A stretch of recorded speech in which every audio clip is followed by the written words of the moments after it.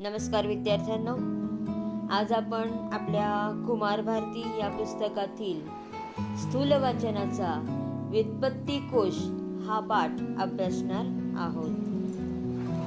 इयत्ता 9वी मध्ये आपण विश्वकोशाची ओळख करून घेतली. कोणत्याही शब्दांचे वेगवेगळे संदर्भ विश्वकोशातून मिळू शकतात हे आपण अनुभवलं. हे शब्द तयार कसे होतात किंवा कसे तयार झाले असावेत याची उत्सुकता आपल्या सर्वांच्या मनात असते. शब्दाची व्युत्पत्ती पाहणे ही भाषा समृद्धीच्या दृष्टीने आनंददायी प्रक्रिया आहे. की बाळांनो, आपण 9वी मध्ये विश्वकोश स्थूल वाचनामध्ये हा पाठ अभ्यासलेला आहे. की विश्वकोश म्हणजेच अनेक शब्दांचे वेगवेगळे संदर्भ आपल्याला त्यातून पाहायला मिळतात. मग हे जे शब्द आहेत, हे शब्द तयार कसे होतात किंवा कसे तयार झालेले आहेत याची उत्सुकता देखील आपल्या मनामध्ये असते. आणि म्हणूनच शब्दाची व्युत्पत्ती पाहणे ही भाषा समृद्धीच्या दृष्टीने अतिशय आनंददायी अशी प्रक्रिया आहे. एखाद्या व्यक्तीने आपल्या मुलीचे नाव सई ठेवले. सई हा शब्द संस्कृतमधील सखी म्हणजे मैत्रीण या शब्दावरून आलेला आहे. हे कळल्यावर त्याला किती आनंद होईल. म्हणजेच की एखादा शब्द आहे, मग एखाद्या व्यक्तीने आपल्या मुलीचं नाव सई ठेवले. मग सई या शब्दाचा अर्थ काय आहे किंवा हा शब्द कुठून आलाय, तर हा शब्द आलेला आहे संस्कृतमधून आलाय आणि याचा अर्थ आहे सखी. सखी म्हणजेच काय, मैत्रीण. आणि जेव्हा आपल्या नावाचा अर्थ आपल्याला कळतो म्हणजेच नक्कीच आपल्याला त्याचा खूपच आनंद होतो. आपल्या परिचयाच्या शब्दांची व्युत्पत्ती कळल्यावर जो आनंद मिळतो तो विद्यार्थ्यांनाही मिळावा. व्युत्पत्ती कोशाची गरज व महत्त्व कळावे व शब्दांची व्युत्पत्ती अभ्यासण्याची सवय लागावी या हेतूने स्थूल वाचन विभागात समावेश असलेला हा पाठ महत्त्वपूर्ण आहे. मग बाळांनो, हा पाठ तुम्हाला का अभ्यासासाठी दिलेला आहे? त्याची प्रमुख कारणं म्हणावी तर व्युत्पत्ती कोश, की एखाद्या शब्दाची व्युत्पत्ती कळल्यानंतर आपल्याला जो आनंद मिळतो तो आनंद तुम्हा सर्व विद्यार्थ्यांना सुद्धा मिळावा. तसंच व्युत्पत्ती कोशाची गरज काय आहे, त्याचं महत्त्व तुम्हाला कळावं, व्युत्पत्ती अभ्यासण्याची सवय तुम्हाला लागावी या कारणामुळे स्थूल वाचनात या पाठाचा समावेश केलेला आहे. विद्यार्थ्यांना भाषेच्या प्रवाहात येणाऱ्या अनेक शब्दांच्या उच्चाराचे व अर्थाचे मूळ व्युत्पत्ती कोशाच्या अभ्यासातून उलगडतात. की आपल्या या भाषेमध्ये अनेक शब्द आहेत, अनेक शब्दांचे वेगवेगळे उच्चार आहेत, त्याचे वेगवेगळे अर्थ आहेत. मग या अर्थाचं मूळ व्युत्पत्ती कोशामध्ये जेव्हा आपण अभ्यासतो तेव्हा त्याचं मूळ आपल्याला कळतं. शब्द हा एकच असतो व तो निरनिराळ्या परिस्थितीमध्ये निरनिराळी रूपे धारण करतो व त्या प्रत्येक रूपाला एक किंवा अनेक अर्थ प्राप्त होतात. हे विद्यार्थ्यांना समजणं हा या पाठाचा उद्देश आहे. की तुम्हाला हा पाठ का दिलेला आहे अभ्यास करायला, तर त्याचा उद्देश काय आहे, तर शब्द हा एकच असतो पण प्रत्येक वेळी वेगवेगळ्या परिस्थितीमध्ये तो वेगळी वेगळी रूपं धारण करतो. प्रत्येक रूपाला एक किंवा अनेक अर्थ प्राप्त होत असतात. हे तुम्हाला समजलं पाहिजे म्हणून हा पाठ तुम्हाला अभ्यासाला दिलेला आहे. खालील संवाद वाचा. आता आपण एक संवाद वाचूया. राधा आणि आई याच्यामधला असणारा हा संवाद. राधा म्हणते, आई हे काय ग आहे कोपऱ्यात? आई म्हणते, अगं ती सतार आहे. सतार म्हणजे एक तंतुवाद्य जे आपल्याला चित्रात दिसतंय ते. ती आजोबांना इनाम म्हणून मिळाली महाराजांकडून. गावाकडे होती, ती आज आणली आहे. राधा म्हणते, इनाम? इनाम म्हणजे काय ग आई? आई हसून म्हणते, अगं इनाम म्हणजे बक्षीस. राधा म्हणते, अगं माझ्या वर्गातील तनया आहे ना, तिचा आडनाव आहे इनामदार. आडनाव म्हणजेच गावाचा कुळाचा संदर्भ असलेलं शेवटचं नाव. आई म्हणते, हो मला माहीत आहे ती. राधा, इनाम म्हणजे बक्षीस, मग इनामदार म्हणजे? आई, कसा झाला असेल ग हा शब्द तयार? आई म्हणते, थांब, आजोबांच्या खोलीत मराठी व्युत्पत्ती कोश आहे, आपण पाहूया. त्यात इनाम शब्द कसा तयार झाला असेल त्याची व्युत्पत्ती आपल्याला त्यात सापडेल. राधाला पडलेला प्रश्न की इनाम म्हणजे बक्षीस, पण तिच्या वर्गातली असणारी तनया, तिचं आडनाव आहे इनामदार. मग इनामदार हा शब्द कसा तयार झाला असेल? आई म्हणते की आपण व्युत्पत्ती कोश पाहूया, त्यात शब्द कसा तयार झालेला आहे. बघा खाली चौकटीमध्ये आपल्याला दिसतोय हा शब्द कसा तयार झालाय. इनाम, न कायमची देणगी, मोफत वतन, बक्षीस, प्राइस, गिफ्ट, इनाम, ग्रँट. अर, इन अधिक आम बरोबर वरिष्ठांकडून देणगी. हा त्याचा व्युत्पत्ती कोशामध्ये दिलेला अर्थ आहे. बघितलंस का राधा? हे इथे और लिहिलं आहे ना, म्हणजे हा अरबी भाषेतला शब्द आहे. आता आपण दार हा प्रत्यय शोधू की आईने आणि राधाने व्युत्पत्ती कोशामध्ये इनाम या शब्दाची व्युत्पत्ती काय पाहिली, तर सुरुवातीला इनाम या शब्दाचे अर्थ दिलेले आहेत, त्यानंतर इंग्रजी शब्द दिलेले आहेत त्याचे, त्यानंतर अर लिहिलाय.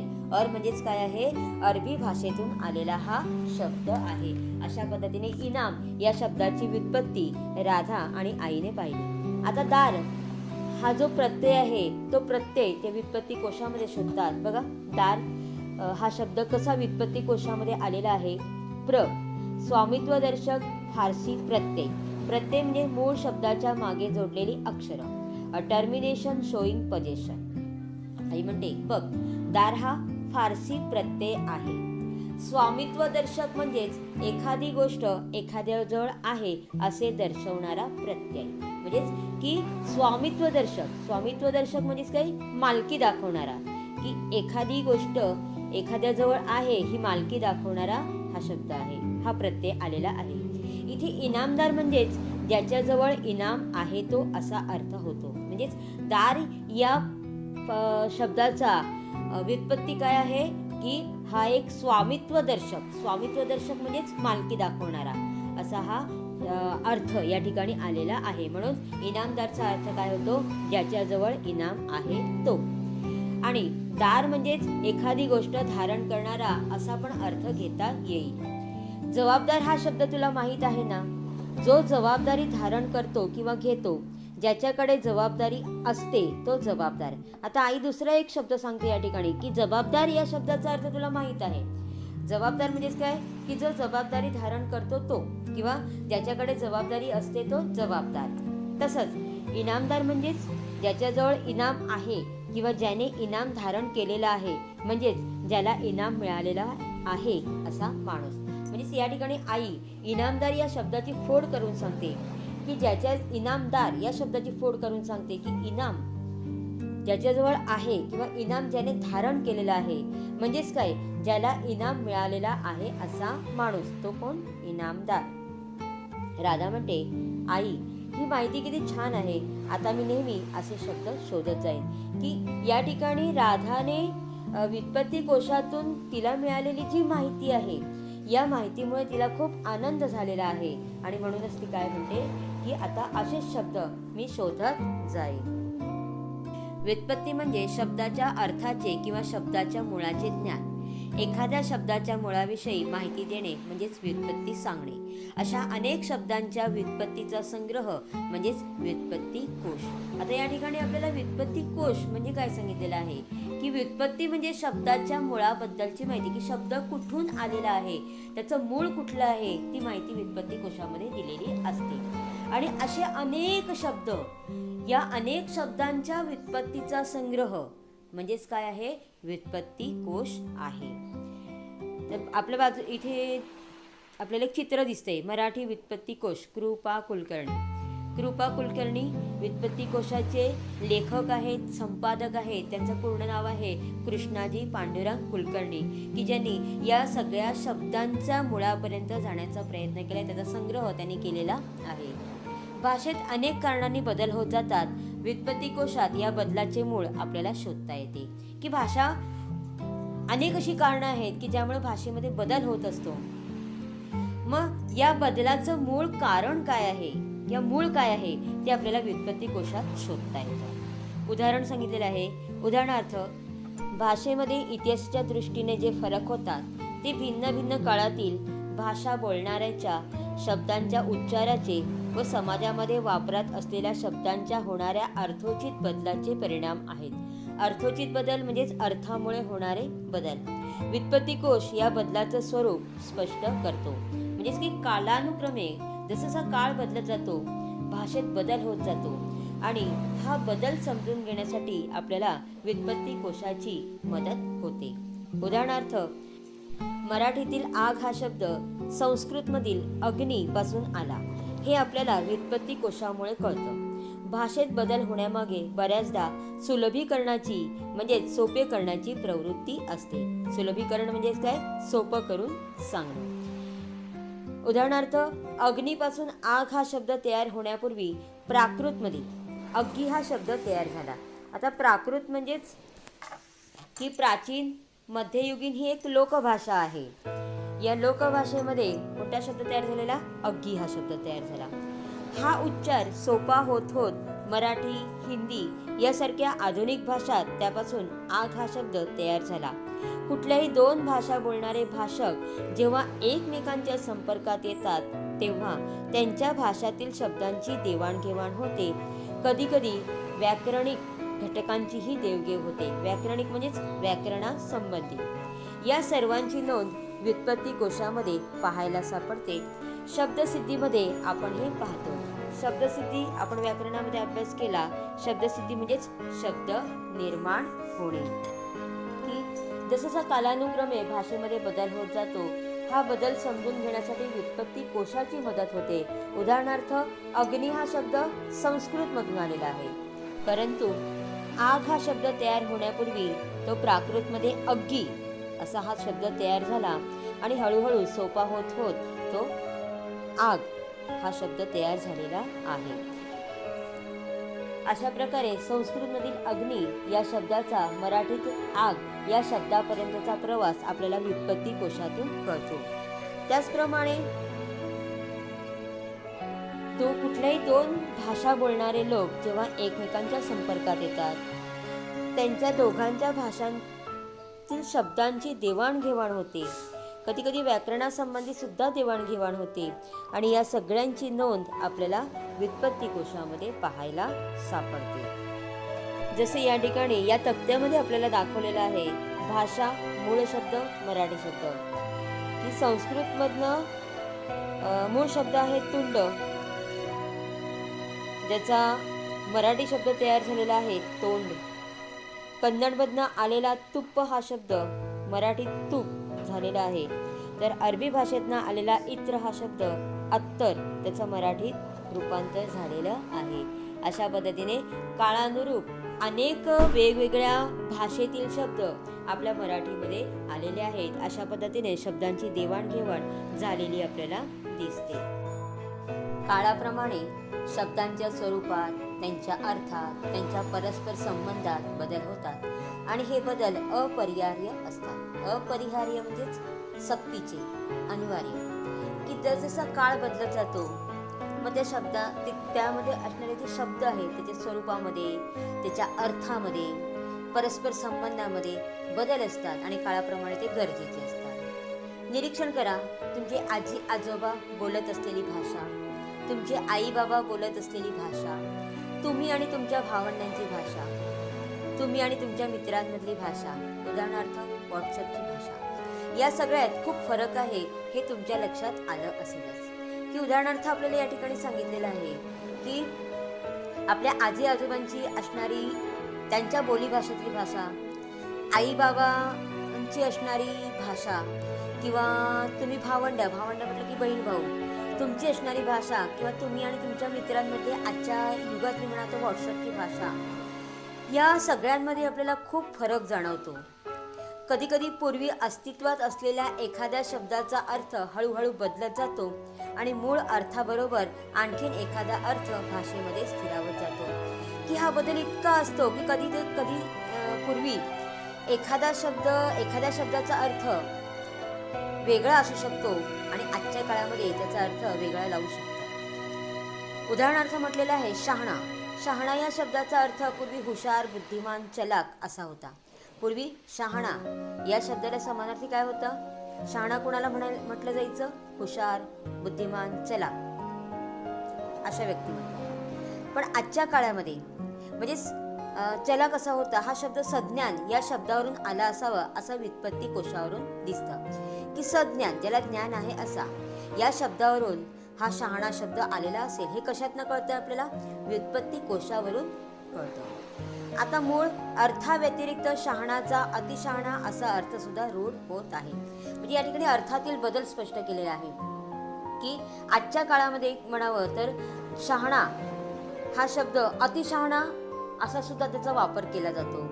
काही काळाने याची नोंद व्युत्पत्ती कोशात दिसण्याची शक्यता आहे. काही काळामध्ये आपल्याला या व्युत्पत्ती कोशामध्ये शहाणाचा अर्थ अतिशहाणा असा देखील आपल्याला दिसून येईल. म्हणजेच की काळानुसार भाषेत बदल होतात, नवनवीन तंत्रज्ञान तसंच तरुण पिढीची जीवनशैली याचा भाषेवर प्रभाव पडतो आणि म्हणूनच कधी कधी काही शब्दांचा मूळ अर्थ काहीसा बाजूला पडतो, एक वेगळाच अर्थ त्या शब्दाला चिकटतो. कोणत्या शब्दात असा बदल घडलेला आहे हे जर आपल्याला याचा उलगडा करायचा असेल तर तो व्युत्पत्ती कोशामुळे त्याचा उलगडा होऊ शकतो. एकाच अर्थाचे शब्द निरनिराळ्या संदर्भात निरनिराळी रूपे धारण करतात. उदाहरणार्थ बघा की एकच शब्द आहे, एक शब्द आहे आणि त्याचे अनेक अर्थ. आता अर्थ बघा, एक अर्थ आहे वारा, की वात, पवन, मरुत, समीर, अनिल हे सगळे जे शब्द आहेत त्याचा अर्थ काय आहे? वारा. वारा या शब्दाला हे अनेक शब्द लागतात. पण त्याचा वेगळ्या संदर्भामध्ये जर वापर केला तर जसं पवन चक्की हा शब्द योग्य आहे, पण आपण कधी वात चक्की, अनिल चक्की असा शब्द प्रयोग करत नाही. पण आपण वात चक्र, समीर चक्र असा संदर्भ आपण लावत असतो. तसेच समान दिसणाऱ्या शब्दांचे अर्थ वेगवेगळे असतात. जसं या ठिकाणी पाठ हा शब्द दिलेला आहे. पहिलं वाक्य आहे माझी पाठ दुखते आहे. या ठिकाणी पाठ हा शब्द कशासाठी आलेला आहे? शरीराचा अवयव म्हणून आलेला आहे. तर दुसरं वाक्य आहे हा पाठ अवघड आहे. या ठिकाणी हा जो पाठ आहे तो पाठ कसला आहे? पुस्तकातला धडा आहे. म्हणजेच एकच शब्द असला तरी त्याच्या वाक्यरचनेनुसार त्याचे वेगवेगळे अर्थ होत असतात. व्युत्पत्ती कोश कसा पाहावा? आपल्याला एखाद्या शब्दाबद्दल कुतूहल निर्माण झाले, कुतूहल म्हणजे उत्सुकता, तर आपण व्युत्पत्ती कोश पाहतो. म्हणजे की व्युत्पत्ती कोशामध्ये शब्द कसा पाहावा, काही व्याकरणिक व तांत्रिक शब्द लघुरूपात कसे नोंदवतात याची माहिती या ठिकाणी आपल्याला दिलेली आहे आणि या नोंदीतूनच आपल्याला शब्दाचा इतिहास कळतो. उदाहरणार्थ दिवाळी हा शब्द कुठून आला असेल? आता या ठिकाणी तुम्हाला चित्राच्या बाजूला एक चौकट दिसते. चौकटीमध्ये बघा व्युत्पत्ती कोशामध्ये असलेली माहिती या ठिकाणी आपल्याला दिलेली आहे. दिवाळी या शब्दाचा अर्थ स्त्री. स्त्री म्हणजे दिवाळी हा शब्द स्त्रीलिंगी आहे. दिव्यांची रांग, एक सण दिव्यासंबंधी. या ठिकाणी दिवाळी या शब्दाचा अर्थ दिलेला आहे की दिवाळी म्हणजेच काय? दिव्यांची रांग, दिव्यासंबंधी असणारा एक सण. तसंच इंग्रजीत अर्थ दिलेला आहे a row of lights, hence a Hindu festival with नॉर्कंटल इल्युमिनेशन. हा इंग्रजी अर्थ. त्यानंतर पुन्हा आपल्याला चौकटीत दिलेला आहे दीपावली, दीपाली. याचा अर्थच काय आहे? संस्कृत. संस्कृत म्हणजे दिवाळीला म्हणतात दीपावली, दीपाली. त्यानंतर प्रा म्हणजे प्राकृत. प्राकृत भाषेमध्ये दिवाळी, दिवावली असं म्हटलं जातं. बंग म्हणजे बंगाली. बंगालीमध्ये दिवाली म्हटलं जातं. ओ म्हणजे ओडिसा. ओडिसामध्ये दियाली. म्हणजे हिंदी भाषेत, पंजाबी भाषेत दिवाळी म्हणतात. तर म्हणजे सिंधी भाषेत डियारी म्हणतात. तर म्हणजे गुजराती भाषेमध्ये दिवाळी म्हटलं जातं. अशा पद्धतीने या शब्दांची व्युत्पत्ती आपल्याला व्युत्पत्ती कोशामध्ये अशा पद्धतीने पाहायला मिळते.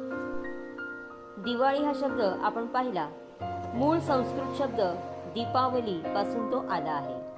संस्कृत शब्द दीपावलीचा ली ह्रस्व असला तरी मराठीत तो दीर्घ लिहितात. या शब्दातील दी व ली दोन्ही दीर्घ आहेत, पण दिवाळी हा शब्द मराठी आहे, त्यात दी हा ह्रस्व येतो हे लक्षात घेणं आवश्यक आहे. विश्वकोशातील या शब्दांची नोंद पाहिल्यावर कंसातील मजकूर पाहताना हे नक्की काय आहे असे तुम्हाला वाटले असेल, पण ही शब्दाची लघुरूपे आहेत हे कळल्यावर आणि त्यांची रूपे समजल्यावर तुम्हाला ते सोपं वाटेल आणि आपलाच शब्द थोडेसे रूप बदलून इतर भाषांच्या अंगणातही बागडतो आहे हे कळल्यावर मजाही वाटेल. दिवाळी या शब्दाची आपण व्युत्पत्ती पाहिली. मूळ संस्कृत शब्द दीपावलीपासून तो आलेला आहे आणि विश्वकोशातील या शब्दांची नोंद पाहिल्यावर कंसातील मजकूर पाहताना नक्की तुम्हाला काय वाटलं असेल, तर शब्दांची ही जी लघुरूपं आहे ती कळल्यावर त्याची मूळ रूपं समजल्यावर तुम्हाला तो व्युत्पत्ती कोशातला तो शब्द पाहायला सोपा वाटला असेल. आपलाच शब्द थोडेसे रूप बदलून इतर भाषांमध्ये देखील कसा वावरतो हे देखील आपल्याला या व्युत्पत्ती कोशातून कळतं. व्युत्पत्ती कोशात अन्य भाषात तो शब्द कसा आला आहे हेही दाखवलेले असते. वरच्या उदाहरणात शब्दांची लघुरूपे आलेली आहेत ती जाणून घेणं आवश्यक आहे. शब्दात सुरुवातीला शब्दांची जात दिलेली असते. नामाच्या बाबतीत मात्र पु पुल्लिंग, स्त्री स्त्रीलिंग, नपु म्हणजे नपुसकलिंग असे लिहिलेले असते. दिवाळी हा स्त्रीलिंगी शब्द असल्याने स्त्री हे लघुरूप पाहायला मिळतं. त्यानंतर वेगवेगळ्या भाषातील लघुरूपे वापरलेली दिसतात. सं म्हणजे संस्कृत, प्राकृत, बंगाली, ओडिया, हिंदी, पंजाबी, सिंधी, गुजराती. या व्यतिरिक्त कोशकार कधी एखाद्या शब्दामागचा इतिहास सांगतात. कधी कधी एखाद्या शब्दाची अन्य कोणी मांडलेली वेगळी व्युत्पत्ती सांगून ती आपल्याला योग्य वाटते आहे की नाही हेही सांगतात. की व्युत्पत्ती कोशामध्ये दुसऱ्या भाषेतून तो शब्द कसा आलेला आहे हेही दाखवलेलं असतं. दिवाळी या शब्दामध्येच आपण ते लघुरूप सुद्धा पाहिलेलं आहे. की नामाच्या बाबतीत सुरुवातीला आपण दीपावली हा शब्द पाहताना बघितलं की स्त्री म्हणजे हे स्त्रीलिंगी रूप आहे. तसंच वेगवेगळ्या भाषातली लघुरूपं बघितली, जसं की संस्कृत, प्राकृत, बंगाली, ओडिया, हिंदी, पंजाबी, सिंधी, गुजराती. अशा पद्धतीने ही लघुरूपे आपल्याला या व्युत्पत्ती कोशामध्ये पाहायला मिळतात. कधी कधी हे जे कोशकार असतात ते या शब्दामधला इतिहास सुद्धा सांगतात. तसंच या शब्दाची अन्य कुणीतरी कशी वेगळी व्युत्पत्ती सांगितलेली आहे ती तुम्हाला योग्य वाटते की नाही हे आपल्याला या व्युत्पत्ती कोशामध्ये सांगत असतात. व्युत्पत्ती कोशाचं कार्य खरं म्हटलं तर व्युत्पत्ती सांगणे म्हणजेच एखाद्या शब्दाच्या मुळाविषयी माहिती देणे हे व्युत्पत्ती कोशाचं कार्य. व्युत्पत्ती कोशाचं कार्य हे प्रामुख्याने 4 प्रकारचं असतं. ते म्हणजे 1. शब्दांचं मूळ रूप दाखवणं, 2. अर्थातील बदल स्पष्ट करणं, 3. उच्चारातील बदल व फरक दाखवणं आणि 4. बदलांचे कारण स्पष्ट करणं. आता पहिलं शब्दांचे मूळ रूप दाखवणे. भाषेतील बदलत गेलेल्या शब्दांचं मूळ आपल्या व्युत्पत्ती कोशाच्या माध्यमातून शोधता येतं. उदाहरणार्थ मराठीतील आग हा शब्द संस्कृतमधील अग्नी या शब्दापासून आला आहे. आता दुसरं अर्थातील बदल स्पष्ट करणं म्हणजेच काळानुसार शब्दांच्या स्वरूपात, अर्थात, त्याच्या परस्पर संबंधात बदल होत असतात. काही वेळेला मूळ अर्थाबरोबरच अधिकचा एखादा अर्थसुद्धा भाषेमध्ये रूढ होतो. जसं की आपल्याला उदाहरणार्थ सांगितलेलं आहे व्युत्पत्ती कोशानुसार शहाणा म्हणजेच हुशार, बुद्धिमान, पण सध्या शहाणा म्हणजेच अतिशहाणा असा अर्थ देखील रूढ होत आहे. समान दिसणाऱ्या शब्दांचे वेगवेगळे अर्थ देखील व्युत्पत्ती कोशातून उलगडत असतात. उदाहरणार्थ आपण बघितलं की पाठ शरीराचा अवयव किंवा पुस्तकातला धडा. तिसरं बघा उच्चारातील बदल व फरक दाखवणं. एखाद्या शब्दाचं मूळ रूप, त्याचा इतिहास, अन्य भाषेत तो शब्द कसा आला आहे हेही व्युत्पत्ती कोशामध्ये दाखवलेलं असतं. जसं आपण दीपावलीचं उदाहरण बघितलं की मूळ संस्कृत शब्द दीपावली आहे, पण मराठीत येताना त्याचा दिवाळी हा शब्द बनलेला आहे. 4. बदलांचे कारण स्पष्ट करणं. की भाषेत बदल होण्यामागे बहुतेकदा सुलभीकरणाची म्हणजे सोपे करण्याची प्रवृत्ती असते. किंवा कोणत्याही 2 भाषा बोलणारे भाषिक जेव्हा एकमेकांच्या संपर्कात येतात तेव्हा त्यांच्या भाषेतील देवाणघेवाण, शब्दांची देवाणघेवाण होते. या सर्व बदलामागच्या कारणांची नोंद करणं हे व्युत्पत्ती कोशाचं कार्य असतं. या 4 पैकी पहिल्या 2 बाबींचा अगदी थोडक्यात उदाहरणासह परिचय आपण अशा पद्धतीने पाठातून करून घेतलेला आहे. लक्षात ठेवा हे 6 मुद्दे आहेत. हे 6 मुद्दे म्हणजेच व्युत्पत्ती कोशाची निर्मितीचा ठराव कसा झाला, निर्मितीची जबाबदारी कुणावर दिली, निर्मितीसाठी अर्थसहाय्य कसं प्राप्त केलं, त्याचं प्रकाशन कसं झालं, या सगळ्यांची माहिती या 6 मुद्द्यांमध्ये येते. पहिला मुद्दा, 1938 साली मुंबई येथे अखिल भारतीय मराठी साहित्य संमेलन भरले होते. अखिल भारतीय मराठी साहित्य संमेलन म्हणजे की मराठीतील साहित्य दर्शन आणि साहित्यिकांचा हा एक मेळावा असतो. तो 1938 साली भरला होता मुंबई येथे. स्वातंत्र्यवीर सावरकर या संमेलनाचे अध्यक्ष होते. या मराठी साहित्य संमेलनाचे अध्यक्ष होते स्वातंत्र्यवीर सावरकर. व्युत्पत्ती कोश रचनेचे कार्य हाती घ्यावे असा ठराव या संमेलनात मंजूर करण्यात आला. साहित्य संमेलन भरलं होतं, अध्यक्ष सावरकर होते आणि या संमेलनामध्ये असा ठराव मंजूर करण्यात आला की व्युत्पत्ती कोश त्याची निर्मिती करायची आहे आणि ते काम हाती घ्यायचं आहे. 4. कृपा कुलकर्णी यांच्यावर या कार्याची जबाबदारी सोपवण्यात आली. कृपा कुलकर्णी म्हणजेच की कृष्णाजी पांडुरंग कुलकर्णी यांच्यावर व्युत्पत्ती कोशाच्या निर्मितीची जबाबदारी सोपवण्यात आली. बॅरिस्टर मुकुंदराव जयकर यांच्या आर्थिक सहाय्यामुळे, कोणी अर्थ म्हणजे पैसा, आर्थिक सहाय्य कोणी केलं तर बॅरिस्टर मुकुंदराव जयकर यांनी आर्थिक सहाय्य केलं व श्री दाजीबाई तुळजापूरकर यांनी पुरस्कृत केल्यामुळे व्युत्पत्ती कोश निर्मितीस भरीव मदत झाली. 6. 1946 साली या मराठी व्युत्पत्ती कोशाचं पहिलं प्रकाशन झालं. की पुस्तकाची निर्मिती कधी झाली? 1946 साली पहिलं पुस्तक व्युत्पत्ती कोशाचं निर्माण करण्यात आलं. यानंतरही व्युत्पत्ती कोशाच्या आवृत्त्या निघाल्या. आवृत्त्या म्हणजे की जेव्हा नवीन शब्द एखादा येतो तेव्हा पुन्हा त्या व्युत्पत्ती कोशामध्ये ते पुन्हा जॉईन केलं जातं किंवा पुन्हा तो शब्द त्यामध्ये जोडला गेला जातो. विद्यार्थ्यांनी त्या जरूर पाहाव्यात की हे पुस्तक रूपाने प्रकाशन केलेलं आहे आणि त्याच्या अनेक आवृत्त्या आता या व्युत्पत्ती कोशाच्या निघालेल्या आहेत. ताकास तूर लागू न देणे हा वाक्प्रचार कसा आला असावा हे आपण समजून घेऊया. की या ठिकाणी आपल्याला ताकास तूर लागू न देणे हा जो वाक्प्रचार आहे तो कसा निर्माण झाला असावा ते समजावून सांगण्याचा प्रयत्न केलेला आहे. बघा, शाळेत नाटक बसवले जाणार होते. नाटकात काम करणाऱ्यांमध्ये शरदची निवड झाली होती. मित्र त्याच्याकडून ही बातमी काढून घेण्यासाठी खूप प्रयत्न करत होते, पण शरदने ताकास तूर लागू दिली नाही. अशा प्रकारचे प्रसंग आपल्यावरही अनेकदा येत असतात. आपणही आपल्या मनात काय आहे हे लोकांना अजिबात कळू देत नाही. लोकांनी विचारलेल्या प्रश्नांना आपण अशी काही उत्तरे देत राहतो की त्यांना काही कळूच नाही. लोकही मग म्हणतात, अरे हा अगदी ताकास तूर लागू देत नाही का? आता ताकास तूर लागू न देणं म्हणजेच गुपित पाळणं किंवा कुठलाही थांग पत्ता लागू न देणं. जसे की शाळेमध्ये नाटक बसवणार आहेत आणि नाटकामध्ये शरदची निवड झालेली आहे, पण नाटकामध्ये काय आहे ही बातमी काढून घ्यायची असते. खूप मुलं प्रयत्न करतात, पण शरदने ताकास तूर लागू दिली नाही, म्हणजे अजिबात कोणाला थांग पत्ता लागू दिला नाही. असंच आपल्या जीवनामध्ये देखील अनेक प्रसंग असे घडत असतात की आपण लोकांना काही कळूच देत नाहीत. मग लोकही म्हणतात की अरे हा ताकास तूर लागू देत नाही. आता ताकास तूर लागू न देणे या वाक्प्रचाराचा अर्थ आपल्याला कळला आहेच. कोशातही त्याचा अर्थ एखाद्या गोष्टीचा दुसऱ्यास बिलकुल थांग लागू न देणे, टाळाटाळी करून स्वतःच्या मनातील विचार दुसऱ्यास न समजू देणे अशाच प्रकारचा आहे. आता ताकास तूर लागू न देणे हा जो वाक्प्रचार आहे, या वाक्प्रचाराचा अर्थ आपल्याला कळला की गुपित पाळायचं किंवा कुणालाही थांग पत्ता लागू द्यायचा नाही. अगदी कोशातही, शब्दकोशातही याचा अर्थ काय दिलेला आहे? बिलकुल थांग पत्ता लागू न देणं किंवा आपल्या मनातले विचार कुणालाही समजू न देणं. पण ताकास तूर लागणे म्हणजे काय? ताक म्हणजे काय? आपण पितो ते ताक. आता ताकास तूर खरं म्हटलं तर ताक आपण पितो, मग पितो ते ताक का? आणि तूर म्हणजे तरी काय? आपल्या मराठी लोकांच्या जेवणात ज्या तुरीच्या डाळीचं वरण असतं ते तूर नावाचं धान्य की काय? आता ताकास तूर लागू न देणे. आता ताक म्हटलं की प्यायचं ताक, आणि तूर म्हटलं की ज्याची आपण तुरीच्या डाळीचं वरण करतो ते तूर नावाचं धान्य की काय?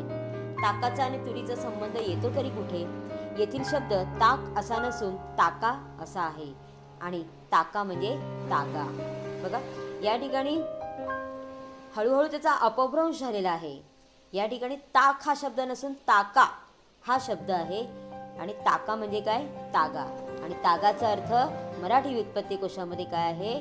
कृपा कुलकर्णी यांनी सांगितलेला आहे, नव्या अखंड कापडाचा गठ्ठा किंवा विणकराच्या मागावरील सबंध न फाडलेले कापडाचे ठाण असा दिलेला आहे. आता तागा म्हणजे काय?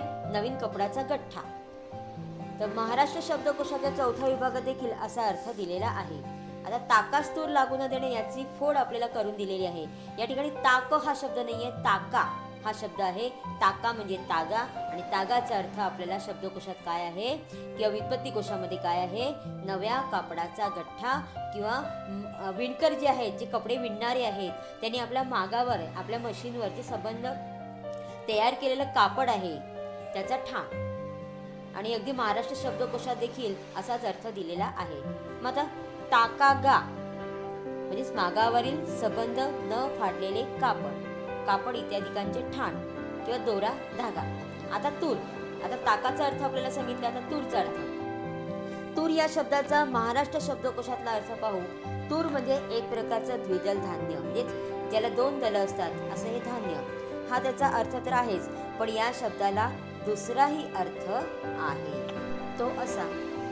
तूर याचा दुसरा अर्थ विणलेले वस्त्र, ज्या लाकडाभोवती गुंडाळले जाते ते लाकूड, कोष्ट्याची दांड. म्हणजे तूरचे 2 अर्थ आहेत. पहिला अर्थ आहे एक द्विदल धान्य, आणि दुसरा अर्थ आहे विणलेले वस्त्र, ज्या लाकडाभोवती गुंडाळलेलं असतं ते लाकूड. रूपा कुलकर्णी यांनी आपल्या मराठी व्युत्पत्ती कोशात तूरचा असाच अर्थ दिलेला आहे.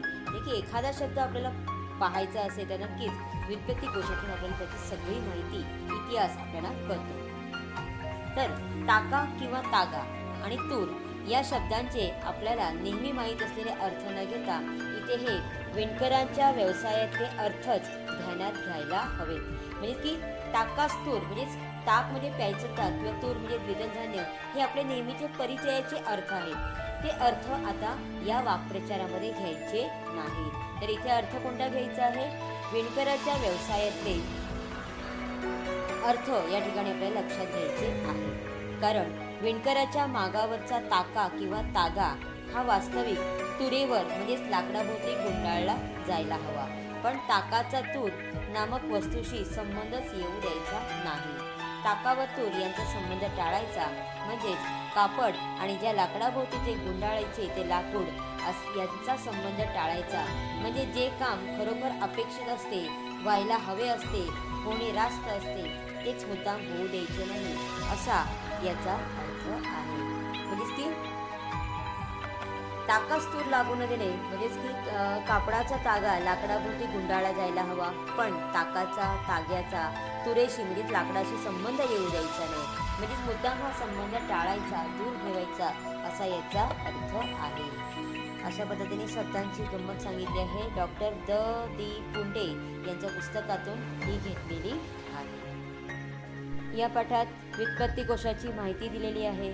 व्युत्पत्ती कोश, त्याची निर्मिती, त्याची गरज, व्युत्पत्ती कोश कसा पाहावा, त्याचं कार्य या संबंधी चर्चा केलेली आहे. ती चर्चा तुम्हाला समजली असेल बाळांनो. धन्यवाद.